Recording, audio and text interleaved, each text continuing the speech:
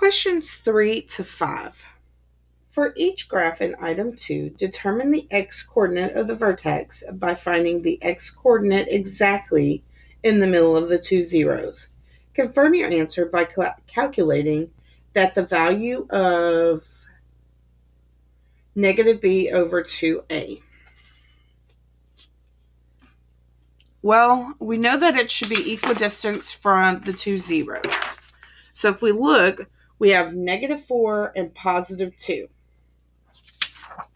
So I'm going to do negative 4 plus 2 divided by 2 because it should be halfway between them.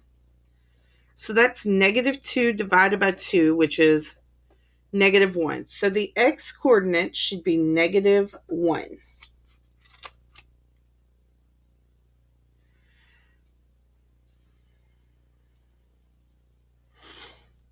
Well, let's just see. What is my a in this case? A is 1. B is 2. C is negative 8. It says negative b, so negative 2, over 2 times a, which is 1, as negative 2 over positive 2, which is negative 1. It is confirmed that they are the same. My two zeros for b was negative 1 and positive 5. So we're going to do negative 1 plus 5 divided by 2. That's a positive 4 divided by 2 is positive 2. Well, let's also identify our a, b, and c. A is negative 1, B is positive 4, C is positive 5. So we're going to do negative 4 over 2 times negative 1. That's negative 4 over negative 2, which is a positive 2. They are indeed the same. 4. For each graph in item 2, determine the y-coordinate of the vertex from the graph. Confirm your answer by evaluating the function at x equals negative b over 2a.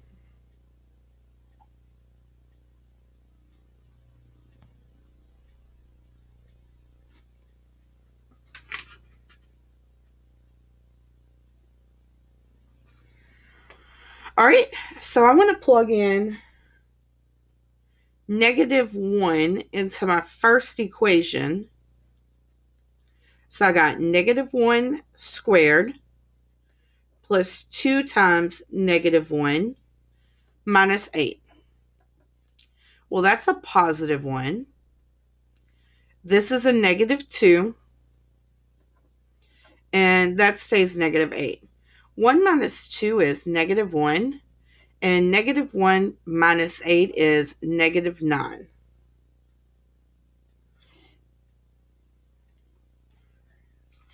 Well, let's take a look at my graph. At the value of negative 1 is the value of the function negative 9. Yes. So that's confirmed. Here in the second equation, I want to plug in 2. So for all my x values, I'm going to plug in 2. So I got negative 2 squared plus 4 times 2 plus 5. This gives me negative 4 plus 8 plus 5. Negative 4 plus 8 is 4. 4 plus 5 is 9. I want to look at the value. Y'all said it was at positive 2. My axis of symmetry. So positive 2, my y value is indeed 9. For each graph in item 2, determine the maximum or minimum value of the function.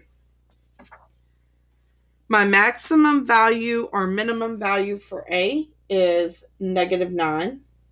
My maximum or minimum value for B is positive 9. So here we have a minimum at negative 9. Here we have a max at positive 9.